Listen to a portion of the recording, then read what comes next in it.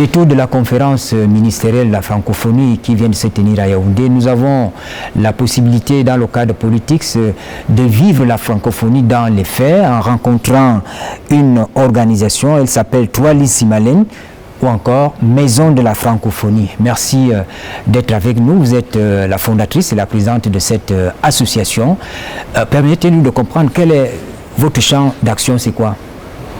Je vous remercie, M. Séverin Allegambele, pour cette parole donnée. La Maison de la francophonie de Yaoundé, qui est cette société civile, cette organisation non gouvernementale reconnue d'utilité publique, qui œuvre sur le terrain. En fait, c'est une francophonie citoyenne, c'est une francophonie des populations.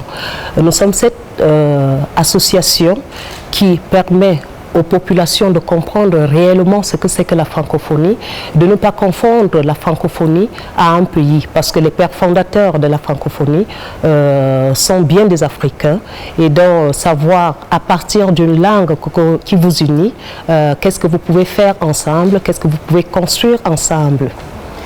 Alors, là, ce qui est commun à tous les pays membres de la francophonie, c'est la langue, c'est certaines valeurs.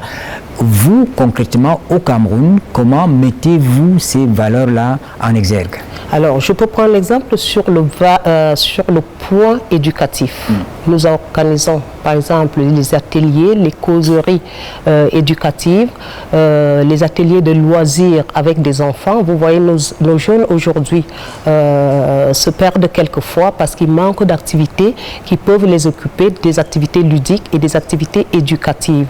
Nous essayons de mettre ces ateliers en place pour pouvoir jouer, mais de façon ludique et de façon éducative. Nous les occupons, par exemple, pendant les vacances, pendant les congés, et je dirais, par exemple, sur le plan économique ou social environnemental, nous avons des femmes avec qui nous travaillons, nous avons l'encadrement des micro-projets, nous avons mis en place par exemple des étangs de pisciculture pour essayer de donner l'autonomisation aux femmes que nous encadrons. Pendant la conférence semestrielle, nous imaginons que vous avez pu établir des liens, des relations, vous avez pu rencontrer beaucoup de gens pour vous aider à faire vivre la francophonie dans son esprit aux jeunes Camerounais.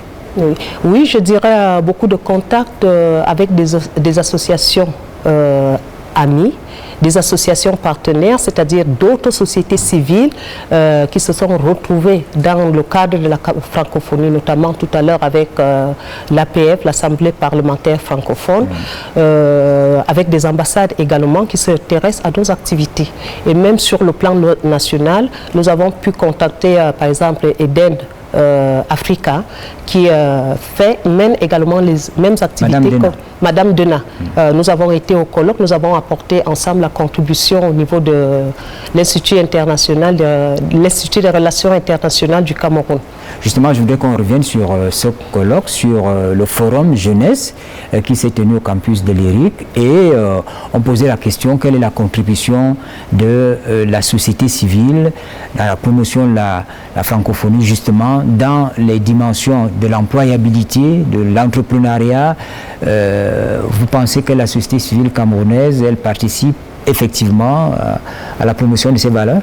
Nous pensons que la société civile participe à la promotion de ces valeurs, mais sans comprendre qu'il s'agit là de la francophonie. C'est pour cela que nous sommes effectivement sur le terrain pour expliquer qu'un volet, par exemple, comme le numérique, comme on a évoqué, les jeunes s'amusent aujourd'hui avec le numérique, mais ils ne savent pas que c'est un volet de la francophonie, le volet environnemental, et savoir qu'on peut faire la promotion des petits métiers.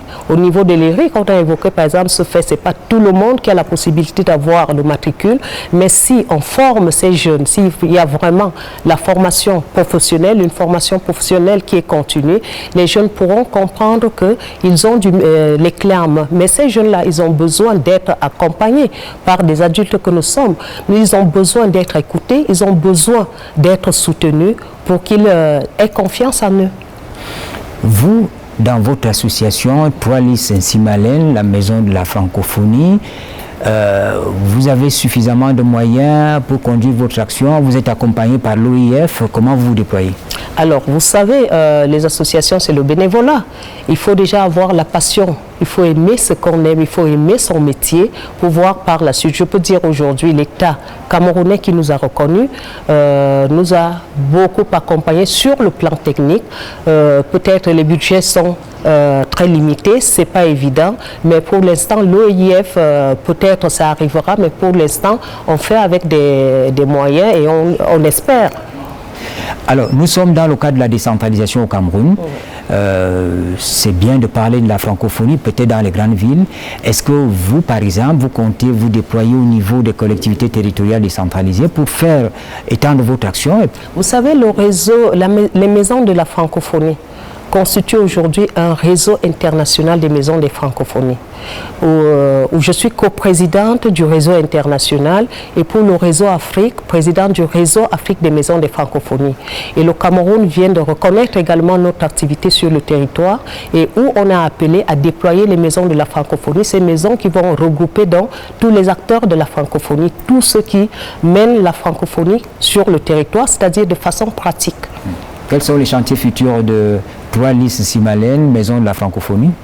Alors, je vais rester encore, ça sera une surprise, mais je pense qu'on a beaucoup de chantiers, peut-être dans quelques mois, vous allez voir émerger des chantiers de part et d'autre. Merci beaucoup, Madame la Présidente, d'avoir accepté de répondre à nos questions. C'est moi qui vous remercie, Monsieur Sévérin Allegra-Begley. Nous avions en face la présidente d'une association parce que nous parlions au lendemain de la tenue à Yaoundé de la 44e session de la conférence ministérielle de la francophonie. Nous avons donc eu la possibilité d'échanger avec quelqu'un qui implémente les valeurs de la francophonie sur le terrain au Cameroun. Merci beaucoup de nous avoir suivis et bonne suite des programmes sur la CRTV.